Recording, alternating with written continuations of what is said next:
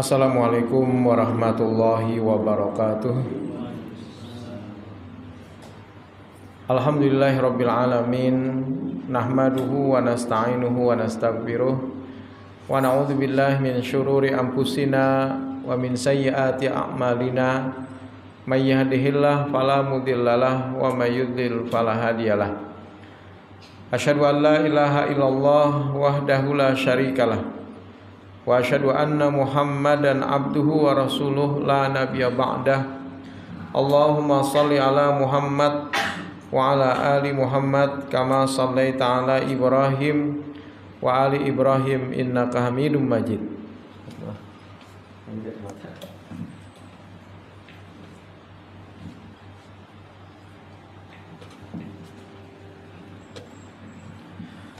Allahumma barik ala Muhammad wa ala ali Muhammad kama barakta ala Ibrahim wa ali Ibrahim innaka Hamidum Majid. Faqala Allah ta'ala a'udzu billahi minasyaitonir rajim. Ya ayuhan nasu taqu rabbakumul ladzi khalaqakum min nafsin wahidah wa khalaqa minha zawjaha wa batha minhuma rijalan katsiran wa nisaa'a. Wattaqullaha alladzi tasaaluna bihi wal arham innallaha kana 'alaikum raqiba. Amma ba'du. Bapak-bapak, ibu-ibu, hadirin wal hadirat jamaah salat maghrib rahimani wa rahimakumullah. Puji dan syukur marilah bersama-sama kembali kita panjatkan kehadirat Allah Subhanahu wa taala atas limpahan segala nikmat dan karunia-Nya jualah, sehingga berkesempatan di malam hari ini memasuki tanggal 29 Dzulhijjah 1446 Hijriyah, kita diberikan oleh Allah kesehatan kelapangan. Mudah-mudahan kita tetap melaksanakan ketaatan-ketaatan kepada Allah dengan kenikmatan-kenikmatan tersebut. Seiring berjalannya waktu, umur kita pun juga semakin berkurang. Mudah-mudahan kita pun ingat tugas kita di dunia tiada lain kecuali hanya untuk beribadah kepada Allah sajalah.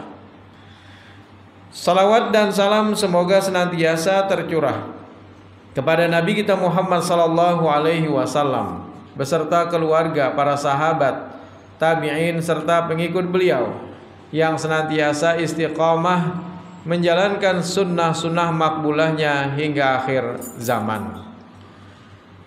Bapak ibu sekalian yang dirahmati Allah, sering kita mendengar ada istilah STMJ, tapi bukan susu telur madu jahe, Pak. Kalau susu telur madu jahe maka enak rasanya, apalagi diminum ketika hujan-hujan. Tetapi yang dimaksudkan STMJ di sini adalah salat terus, maksiat jalan. Inilah yang menjadi realita di tengah-tengah kaum muslimin yang mereka mengerjakan ibadah salatnya, tetapi ternyata perbuatannya tidak mencerminkan bahwasanya dia telah mengerjakan salat. Nah, berarti ada sesuatu atau problem. Tidak mungkin dari ibadah sholat. Bisa jadi adalah orangnya yang tidak melaksanakan tuntunan sebagaimana yang Rasulullah Sallallahu Alaihi Wasallam contohkan. Jadi kalau orang melaksanakan ibadah sholatnya sesuai dengan tuntunan, maka pastilah menjadi ibadah yang makbulah atau diterima oleh Allah. Bahkan Nabi Shallallahu Alaihi Wasallam pernah menceritakan dalam sabda beliau, Inna rajula la yusalli sittina sanah. Sesungguhnya kata Nabi, ada seorang laki-laki yang dia telah mengerjakan sholatnya selama 60 tahun lamanya, Pak. Jadi kada tanggung-tanggung 60 tahun orang itu sudah melaksanakan ibadah sholatnya. Tapi ternyata wa ma tuqbalu lahu salatan. dan tidaklah diterima satupun dari ibadah sholatnya, Pak. Kalau misalnya kita diterima setahun masih mending, Pak. Ini tidak ada satupun yang Allah terima dari ibadah sholatnya, padahal dia sudah mengerjakan selama 60 tahun lamanya. Wala'allahu yutimur ruku'. Nah, barangkali dia telah menyempurnakan rukunya. Wala yutimmus sujud, tapi dia tidak menyempurnakan sujudnya. Atau sebaliknya, wa yutimmus sujud wala yutimur ruku'. Dia menyempurnakan sujud tapi tidak menyempurnakan rukuknya.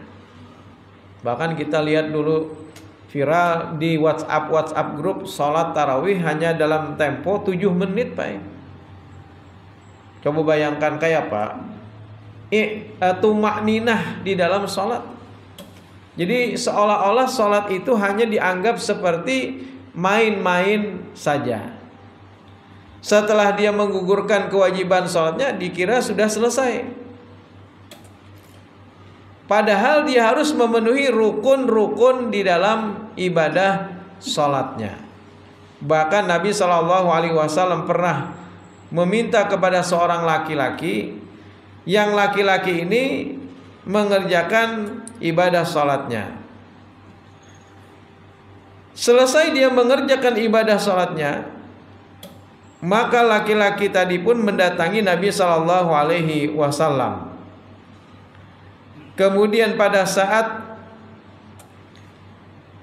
laki-laki tadi mengucapkan salam kepada baginda Rasul SAW, Nabi pun menjawab salamnya. Kemudian apa jawab Nabi? Irji' fa innaka lam tusalli.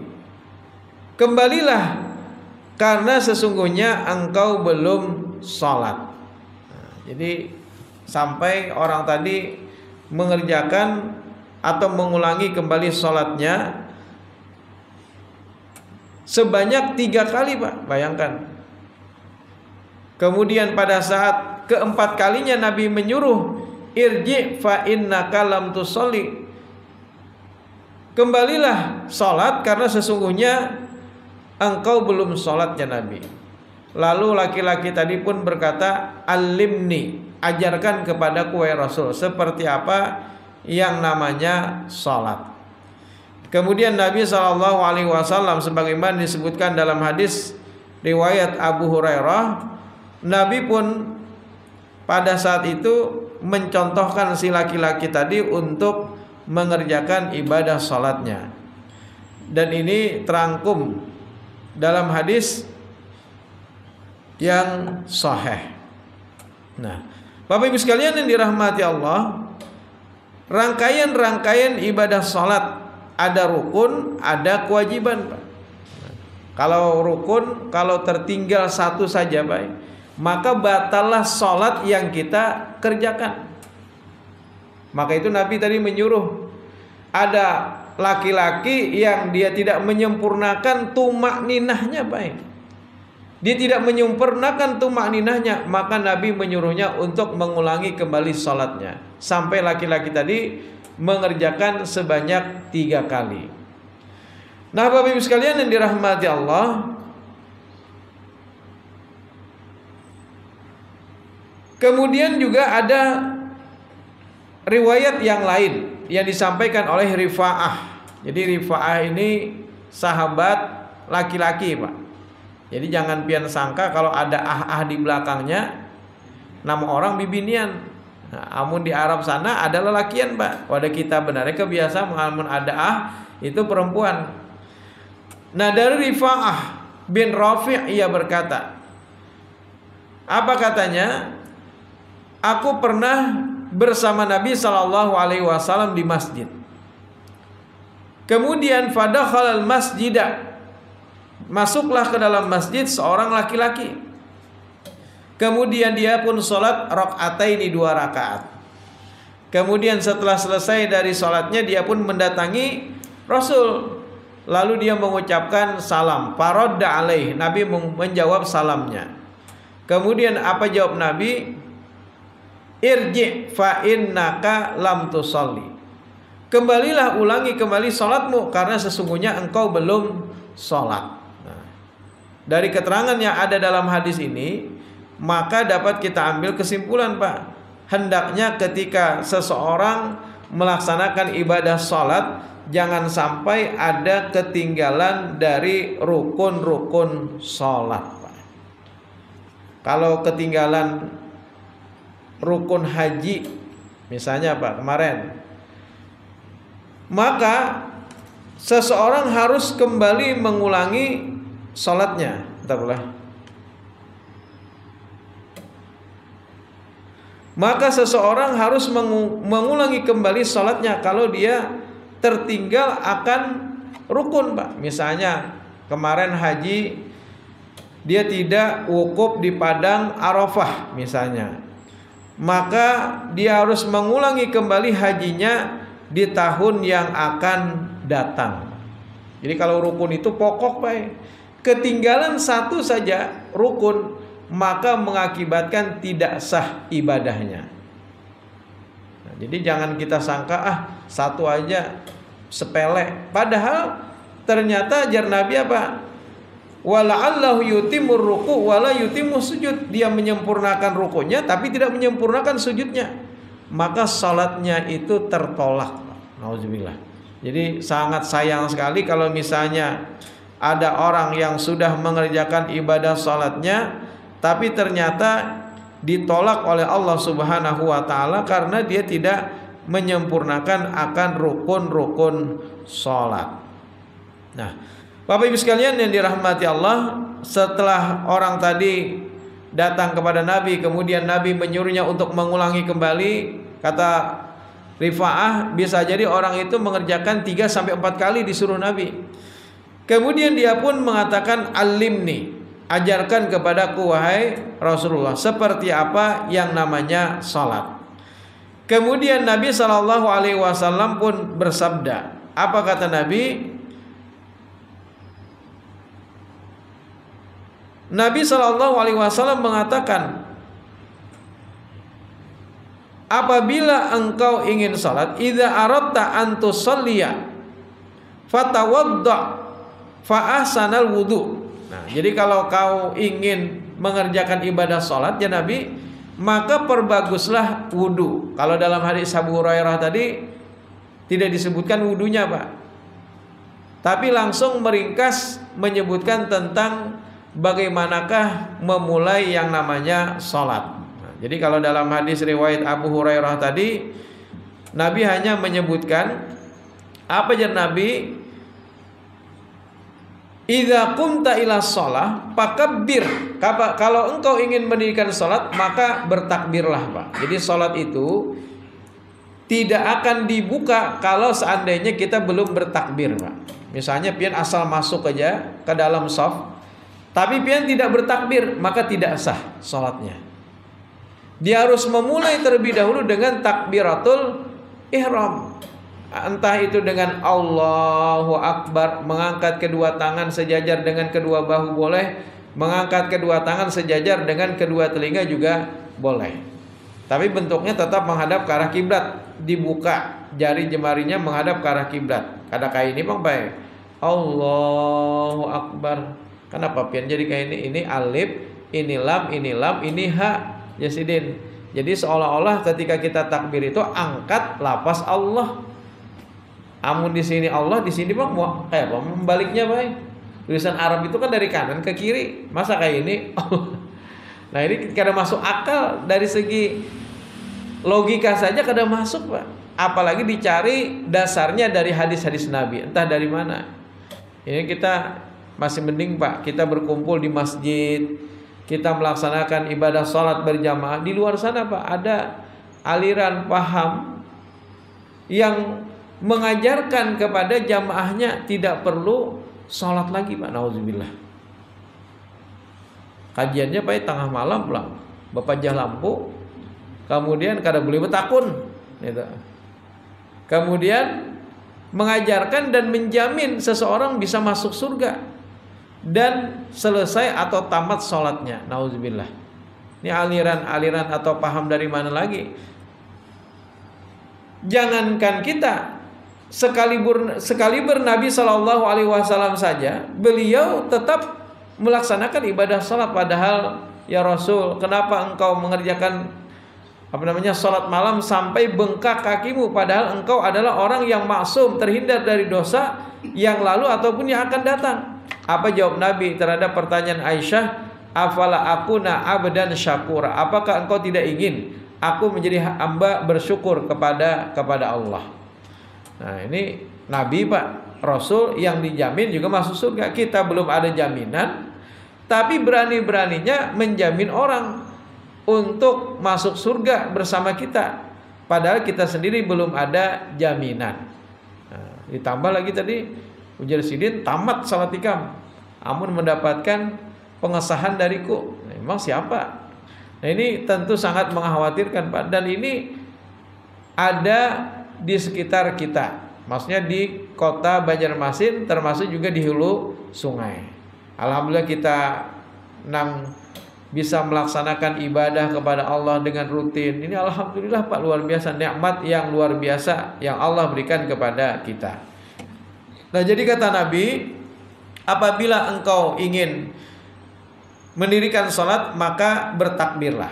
Nah, dari keterangan yang ada dalam hadis ini, pertama, yang namanya rukun sholat itu berdiri Pak ya, jadi sholat itu adalah dengan berdiri. Pengecualiannya adalah kecuali kalau dia tidak sanggup untuk berdiri. Fa ilam tastati faqaidan, maka duduklah janabi. Fa ilam tastati ala janbin, kalau seandainya tidak mampu untuk duduk maka boleh dengan berbaring. Nah, berbaring itu menghadap ke arah kiblat. Misalnya di kiblat sana kita miring seperti jenazah diletakkan di dalam kubur. Nah, boleh miring kanan, boleh juga miring kiri karena tidak ada ketentuan atau keharusan akan dalilnya. Nah, jadi mana yang memungkinkan? Kalau misalnya nyamannya ke kanan, atau kalau misalnya nyamannya terlentang, kaki hadapkan ke arah kiblat kalau memungkinkan. Tapi kalau kadang memungkinkan di rumah sakit misalnya nih, jangan pian pindah-pindah kasur rumah sakit.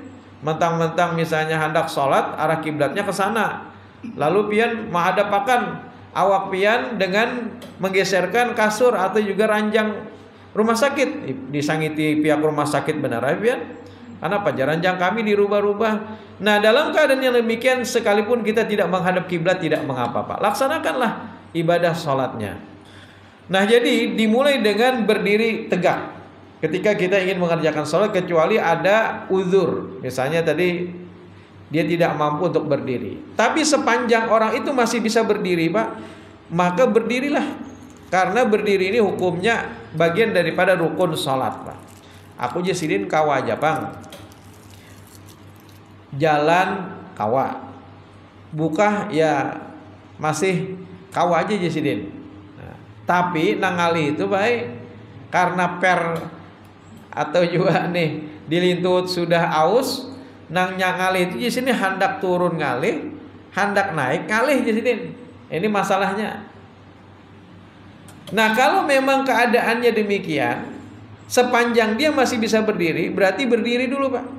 Nah, berdiri dulu. Ketika ingin ruku, baru dia duduk. Nah, jadi pertama misalnya berdiri dulu, kemudian ketika ingin ruku, baru dia duduk, dibantu dengan kursi yang ada di belakangnya. Nah, jadi memenuhi perintah terkait dengan pelaksanaan rukun sholat, yaitu harus dalam keadaan berdiri kecuali ada uzur. Nah, yang kedua adalah bertakbir, dan bertakbir tadi adalah pembuka sholat. Tidak dibuka sholat kalau seandainya kita belum bertakbir. Sekalipun misalnya kita masbuk, imam sudah ruku misalnya, maka kita datang, baru datang, langsung kita mengangkat takbir terlebih dahulu, Allahu Akbar, langsung ikuti imam. Mau bersedekap dulu, setelah itu langsung ikuti imam, atau Allahu Akbar langsung ikuti imam, boleh. Nah, jadi tidak mengapa pada saat kita masbuk maka kita harus langsung mengikuti imam dengan membuka terlebih dahulu dengan takbir. Jangan pian kayak bahari Kayak Bahari itu jar ancap-ancap membaca. Nah, misalnya membaca Al-Fatihah, kemudian membaca surah langsung, imbah bangun hanya teimbai daripada imam. Ini keliru, Pak. Jadi jadikanlah imam sebagai ikutan. Kalau imam itu takbir, maka takbirlah kalian. Wa idza raka'a farqa, apabila imam itu ruku, maka rukulah kalian.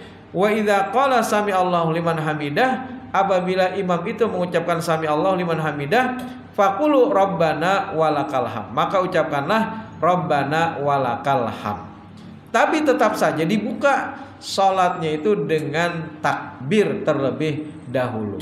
Jadi Allahu Akbar langsung ruku misalnya. Nah, kalau misalnya masih mendapati rukunya imam, maka dia masih mendapatkan rakaat yang sempurna, Pak. Jadi harus mengikuti imam. Jangan ada sebagian orang yang menunggu, Pak. Kayak aja Jasidin sampai imamnya bangkit atau bangun, hanyar dia mengucapkan takbiratul ihram. Jadi ketika kita masuk ke sebuah masjid, musola, langgar, maka ketika itu misalnya orang sedang mengerjakan sholat, jangan ditunggu-tunggu, Pak. Langsung dibuka, langsung ikuti apa yang dilakukan oleh imam. Jadi banyak di antara kita kadang-kadang menunggu dulu sampai imamnya bangun, hanya Allahu Akbar. Nah, Bapak Ibu sekalian yang dirahmati Allah, itu yang kedua. Yang ketiga adalah membaca Al-Fatihah. Nah, ini juga rukun, Pak. La salata liman lam yaqra bi Fatihatil kitab. Tidak sah salat orang yang tidak membaca Al-Fatihah. Maka itu Pak usahakan di antara semua bacaan itu yang rukun kan cuma Al-Fatihah, Pak. Maka itu kalau bisa perdalam makna kandungan yang ada dalam surah Al-Fatihah, Pak. Karena ini rukun. Jadi kalau bisa kita pahami, kita hafal, misalnya Alhamdulillahirabbil alamin, supaya kita fokus dalam salat. Segala puji bagi Allah Tuhan sekalian alam. Ar-Rahmanir-Rahim, yang Maha Pengasih lagi Maha Penyayang. Maliki Yaumiddin, yang menguasai hari pembalasan. Iyyaka na'budu wa iyyaka nasta'in. Engkaulah yang kami sembah dan kepada Engkaulah kami mohon perlindungan. Jadi dengan kita mengetahui artinya, maka kita bisa lebih fokus di dalam sholat daripada Allahu Akbar melayang-layang sudah pikiran sidin kemana-mana kah? Pas hendak salam hanya kembali. Nah ini. Nah Bapak Ibu sekalian yang dirahmati Allah, jadi kalau bisa di antara bacaan-bacaan yang rukun itu kan cuma Al-Fatihah, Pak, dan salawat atas Nabi nanti terakhir. Nah Al-Fatihah ini kalau bisa tadi dipahami, dihafal artinya supaya kita bisa lebih khusyuk di dalam sholat yang kita kerjakan. Nah, Bapak Ibu sekalian yang dirahmati Allah, bagaimana hukum membaca Al-Fatihah bagi makmum? Jumhur ulama, kemudian mazhab Syafi'i, mazhab Maliki dan juga Hambali menyatakan hukumnya wajib. Termasuk juga Majlis Tarjih menyatakan bahwasanya hukum membaca Al-Fatihah itu adalah wajib sekalipun sebagai makmum. Bagaimana kalau misalnya terlambat? Misalnya kita datang-datang orang sudah Allahu Akbar, maka sepanjang kita masih mendapati rukunya imam, kita masih mendapatkan rakaat yang sempurna, Pak. Jadi ini, tapi jangan buka-buka juga mentang-mentang imam ghairil maghdubi alaihim waladdallin amin dan seterusnya. Kemudian dia membaca akhir daripada surah lakum dinukum waliyadin, Allahu Akbar. Ada yang mencincing buka, Pak, menyasahi supaya tetap dapat satu rakaat. Nah ini jangan, Pak. Pernah seorang sahabat ketika itu Abu Bakrah namanya, dia langsung menyasahi sholatnya Nabi. Bahkan belum sampai lagi masuk ke dalam shop, dia di luar shop, masih di luar masjid, Pak. Dia pun langsung mengikuti rukuknya Nabi. Setelah selesai daripada sholat, Nabi pun bertanya, siapa tadi ya Nabi? Ulun wahai Rasul. Kemudian Nabi tidak mengatakan ulangi kembali sholatmu karena sholatnya sudah sah, atau tambah lagi rakaatmu misalnya karena engkau kurang, tidak ternyata. Tapi Nabi pada saat itu memberikan nasihat kepadanya, alaikumus sakinah, hendaknya engkau mendatangi sholat itu dengan tenang, Jangan terburu-buru. Gedeb apalagi baik. Bahari itu kan masjid itu terbuat dari ulin atau kayu. Gedebakan baik. Gedebakan mendatangi. Nah jadi walaupun kita mengetahui bahwa sepanjang masih mendapati rukunya imam itu masih mendapatkan rakaat yang sempurna, tetapi ini juga ketika masuk masjid pelan-pelan saja. Apa yang engkau dapati kerjakan, apa yang kurang kata Nabi tinggal engkau menambahinya. Nah Bapak Ibu sekalian yang dirahmati Allah, kemudian apalagi Pak setelah membaca Al-Fatihah? Yaitu adalah yang menjadi bagian rukun, yaitu ruku dan tumakninah di dalam ruku Pak. Jadi pertama tadi berdiri, yang kedua membuka dengan takbir, yang ketiga membaca Al-Fatihah. Kemudian yang keempat ruku dan tumakninah di dalam ruku Pak. Nah ini juga menjadi rukun sholat. Kemudian apalagi i'tidal. I'tidal dan tumakninah di dalam i'tidal. Dalam i'tidal itu tumakninah seperti apa Pak? Dia berdiri tegak sampai tulang belulangnya kembali ke tempat semula. Inilah yang dinamakan dengan tumakninah Pak. Jadi ketika ruku misalnya, maka dia dengan tenang membaca bacaan, berada pada posisi yang memang sesuai dengan apa yang dicontohkan Nabi. Kadang ke atas ya Nabi, ini kepala ini kadang-kadang ada nang rukunya ini ke atas masih kepala, ada juga nang tak ke bawah benar baik.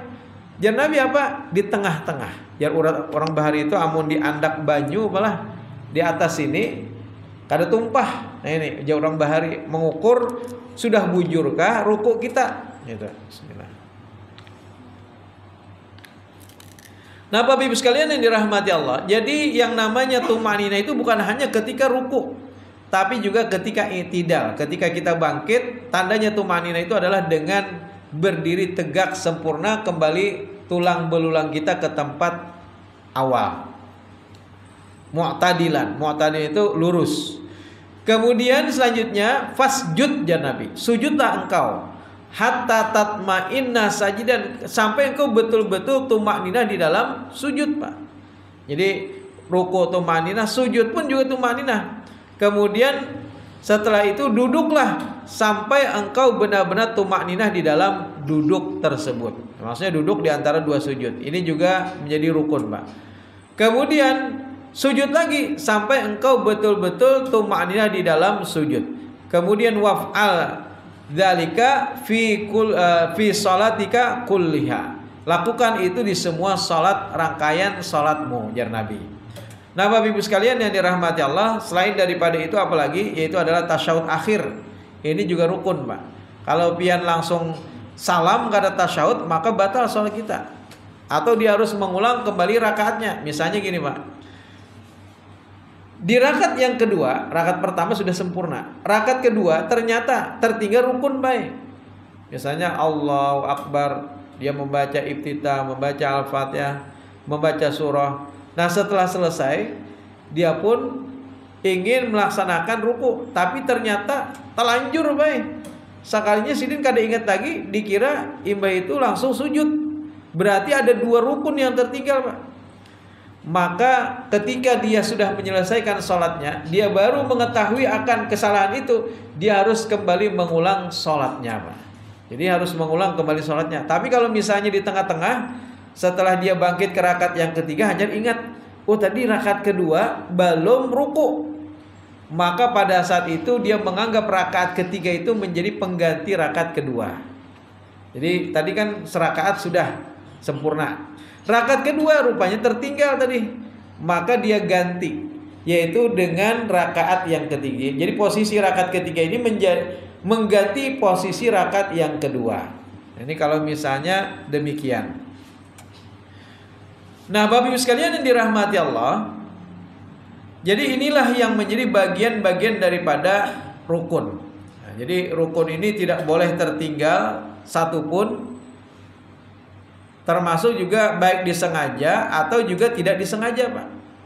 Baik sengaja ataupun tidak disengaja. Terakhir yaitu tasyahud, kemudian tasyahud akhir, Kemudian setelah itu yaitu dia mengerjakan yang namanya salam. Nah, salam ini yang wajib atau rukun itu cuma salam ke kanan, Pak.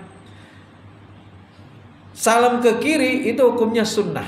Jadi kalau misalnya nih pian hendak bak kami benar kebelet sudah, imam pada saat itu assalamualaikum warahmatullahi wabarakatuh misalnya, atau assalamualaikum warahmatullah. Imbah itu pian walaupun imam baru sekali Pak salam, pian langsung assalamualaikum warahmatullahi wabarakatuh, langsung pian buka mencincing misalnya hendak bak kami, maka itu sudah dianggap sah sholatnya. Jadi asal dia menyelesaikan sampai salam, paling tidak salam yang pertama. Adapun salam yang kedua itu hukumnya hanya sunnah saja Pak. Jadi sunnah. Nah jadi kalau misalnya nih kita masbuk, sebenarnya pada saat imam itu sudah salam misalnya imam sekali, langsung kita bangkit tidak mengapa karena sudah selesai. Tapi alangkah baiknya kita menunggu sampai salam yang kedua, walaupun itu hukumnya sunnah. Nah jadi salam yang kedua itu hukumnya adalah hanya sunnah saja. Nah Bapak Ibu sekalian yang dirahmati Allah, jadi salam yang menjadi penutup daripada ibadah sholatnya. Kalau seandainya dia tidak menutup dengan salam, maka tidak sah sholat yang dia kerjakan. Nah ini bagian daripada rukun Pak. Nah, adapun bagian daripada kewajiban, salah satunya apa Pak? Tasyahud awal. Ini kewajiban Pak. Kalau seandainya seseorang tidak tasyahud awal, maka dalam hal ini tidak perlu dia mengganti. Kalau misalnya karena tadi kada tasyahud awal lalu dia kembali ke rakaat yang kedua, tidak Pak. Jadi itu boleh diteruskan. Nanti di akhir sebelum salam dia melakukan yang namanya sujud sahwi. Nah, sujud sahwi ini kan 2 kali sujud Pak. Sujud pertama membaca subhanakallahumma rabbana wa bihamdika allahumma ighfirli atau subhana rabbiyal a'la sebanyak 3 kali. Kemudian duduk. Kalau bahari kan kita dilajari subhana la yanamu wa la yasu, padahal ternyata itu la aslalahu, tidak ada asalnya Pak. Nah ini jadi yang benar ketika kita masbuk itu bacanya adalah sebagaimana bacaan sujud kita biasa. Kemudian duduk. Nah tidak ada bacaan lain ketika kita duduk itu, diam saja. Kemudian kita sujud lagi untuk kedua kalinya.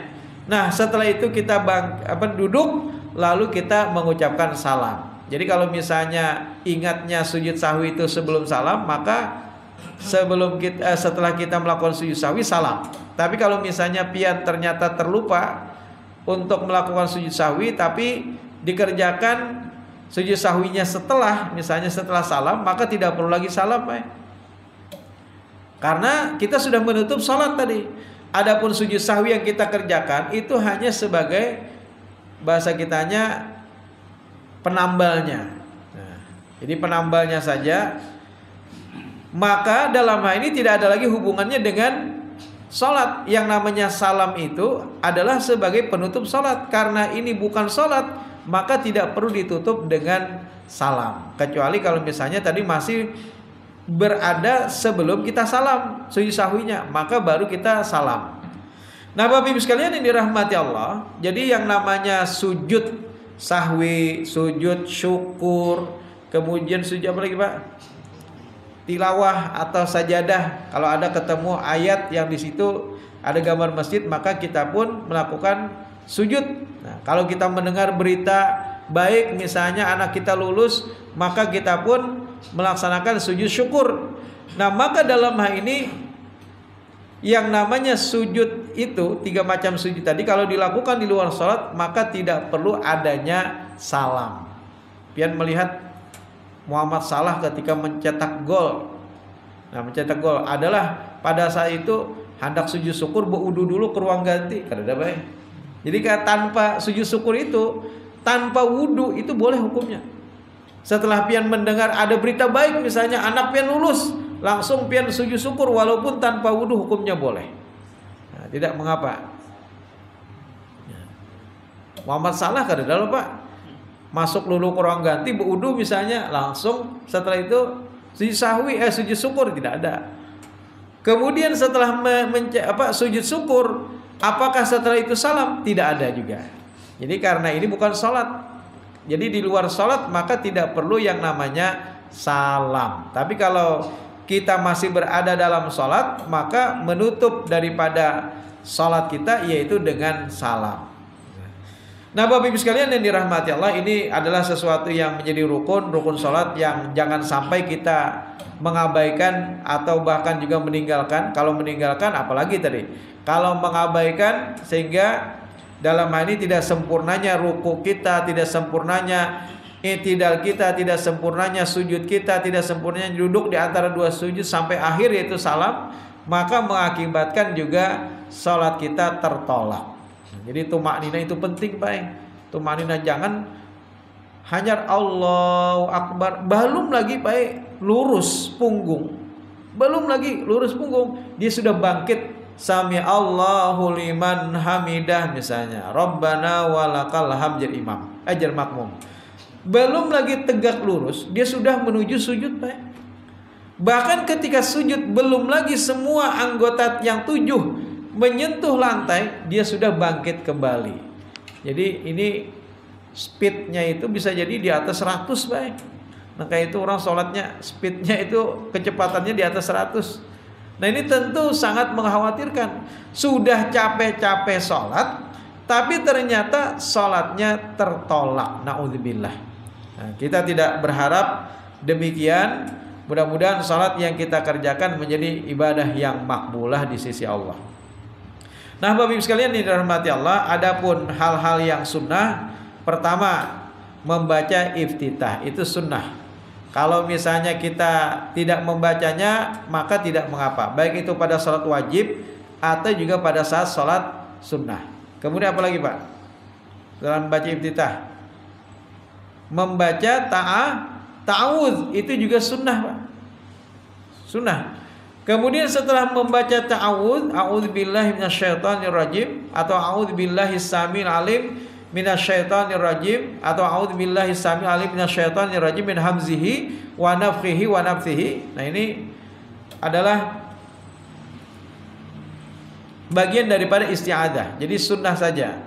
Baru kita membaca Al-Fatihah dari rukun. Nah, adapun setelah kita membaca Al-Fatihah ada bacaan waladdallin.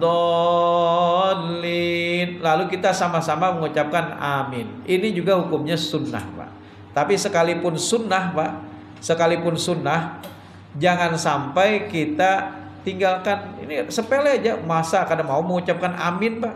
Mengucapkan amin aja kada mau lah. Keutamaan mengucapkan amin itu diampuni dosa-dosa kita yang telah lalu, Pak, luar biasa.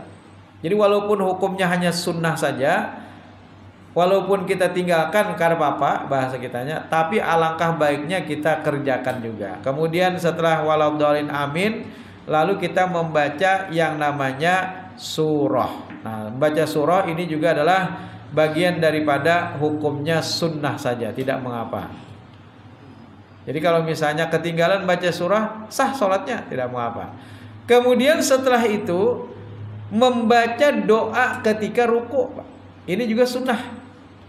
Subhanakallahumma rabbana wa bihamdika Allahumma gfirli atau subhana rabbiyal azim, subhana rabbiyal azim, subhana rabbiyal azim sebanyak 3 kali. Ini sunnah. Tapi rukunya dengan tumakninahnya itu adalah rukun, Pak. Jadi kalau misalnya kita kada sempurna rukunya, maka bisa berakibat tidak sahnya sholat yang kita kerjakan. Tapi kalau misalnya bacaannya kita tinggalkan karena hukumnya sunnah, maka masih sah sholat yang kita kerjakan. Nah kemudian selanjutnya adalah doa ketika i'tidal, itu juga hukumnya sunnah. Sami Allahu liman hamidah itu diucapkan oleh imam. Bagi kita makmum cukup Rabbana walakal ham atau Rabbana lakal ham atau Allahumma Rabbana walakal ham atau Allahumma Rabbana lakal ham. Kalau hendak panjang mil'us samawati wa mil'ul ardi wa min umasyita min syai'in ba'du atau hamdan katsiran thayyiban mubarakan fi. Jadi walaupun ini hukumnya sunnah, alangkah sebaiknya juga kita baca. Kemudian setelah itu sujud. Nah, bacaan sujud itu juga hukumnya sunnah, Pak. Kemudian bacaan duduk di antara 2 sujud itu juga hukumnya sunnah. Nah, kemudian selanjutnya apalagi, Pak? yaitu adalah kalau tasyahud awal itu hukumnya wajib. Nah, wajib Pak, beda. Ada rukun, ada wajib. Kalau wajib yang kita tinggalkan, maka ini hendaknya diganti dengan sujud sahwi. Nah, jadi tasyahud itu tasyahud awal itu termasuk dari rukun, dari kewajiban. Kayak kita juga misalnya ada rukun haji, ada kewajiban haji. Kalau rukun haji kita tinggalkan maka batal. Kita harus mengulang di tahun yang akan datang hajinya. Tapi kalau yang ketinggalan itu hanya kewajiban haji, maka masih bisa kita bayar dengan membayar dam. Nah, begitu juga ketika kita terlupa untuk tasyahud awal, ini juga mungkin menjadi pelajaran bagi jamaah. Kadang-kadang imam lupa misalnya. Nah, kita kadang-kadang melihat Pak, Allahu Akbar ya imam. Rupanya imam ini kadang ingat tasyahud awal Pak. Kita makmum baru sadar ketika kita bangkit. Kan kita berdiri biasanya bangkit. Pada saat kita bangkit sudah menyaksikan imam berdiri tegak Pak. Maka pada saat itu kita hanya mengingatkan saja subhanallah. Kada perlu banyak-banyak lagi Pak. Yang kadang-kadang membuat imam bingung itu kalau semasjidan subhanallah Pak. Asalnya seikung aja Pak. Imam itu bertambah 2 ikung. Karena imamnya kada tunggu-tunggu sidin tetap berdiri, bertambah pulang 3 ikung, 4 ikung sampai 1 masjid Pak subhanallah. Imam pun pada saat itu bingung. Kayak apa aja sidin nih? Aku tarusakan timbul aku aja serangan yang sholat. Lalu akhirnya apa? Imamnya langsung belapak duduk. Nah ini cara yang keliru Pak. Seharusnya kita makmum yang mengikuti kesalahan imam. Jangan kita memaksakan imam kembali lagi karena imam sudah berdiri tegak Pak. Kitalah makmum yang harus mengikuti kesalahan imam. Tinggal nanti bersama-sama dengan imam melakukan yang namanya sujud sahwi. Nah ini. Ya kadang-kadang tadi bersikeras Bang tadi. Makmumnya bersikeras kadang mau mengikuti imam padahal dijadikan imam itu untuk diikuti. Idza kabbara fakabbiru, apabila imam itu takbir maka takbirlah kalian. Jadi ikutilah apa yang dilakukan oleh imam. Tapi jangan mengumpati semuaan pelah. Imam menagur orang timbul pian umpat juga menagur orang timbul batal semuaan baik. Nah jadi imam dijadikan sebagai ikutannya. Timbul sidin mengumpati juga. Nah jadi tidak semuanya apa yang dilakukan imam itu kita ikuti. Kalau imam misalnya batal, kita makmum tetap meneruskan sholat kita. Tetap Pak, diganti oleh makmum yang ada di belakangnya. Entah imam itu yang menarik, misalnya sidin batal, jangan pian tarusakanlah, tarik orang yang ada di belakang untuk menggantikan kita. Atau yang kedua adalah kita keluar, maka makmum yang ada di belakang akan menggantikan. Jadi jangan ditarusakan, jangan juga pada saat memang imamnya batal lalu berakibat kepada pemahaman dikira makmum juga batal. Tidak mempengaruhi insyaallah. Nah Bapak Ibu sekalian yang dirahmati Allah, jadi dengan kita membedakan mana yang rukun, mana yang menjadi kewajiban sholat, mana yang itu adalah merupakan bagian daripada sunnah-sunnah di dalam sholat. Kalau sunnah yang kita tinggalkan tidak mengapa. Kalau wajib, kewajiban yang kita tinggalkan maka tinggal kita bayar dengan sujud sahwi. Tapi kalau yang kita tinggalkan adalah rukun, kalau kita tidak menggantinya maka batalah sholat yang kita kerjakan. Jadi harus diganti Pak. Tadi misalnya rakaat pertama sudah sempurna, rakaat kedua tertinggal sujud misalnya, sujud cuma sekali padahal 2 kali, maka dia harus mengganti rakaat yang kedua ini dengan rakaat yang ketiga. Nah, jadi bukan menambah jumlah rakaat, tidak, karena batalnya nih rakaat kedua ini tidak dianggap, maka dia menambah dengan rakaat yang ketiga. Nah inilah mudah-mudahan dengan kita mengetahui akan rukun-rukun sholat kita bisa berhati-hati. Jangan sampai ada orang yang sholat selama 60 tahun ternyata tidak diterima satupun sholatnya. Sehingga wajar kalau misalnya kita melihat kaum muslimin kenapa STMJ sholat terus maksiat jalan. bisa jadi problemnya itu pada ibadah sholatnya yang tidak memenuhi unsur atau juga contoh dari Nabi Shallallahu Alaihi Wasallam.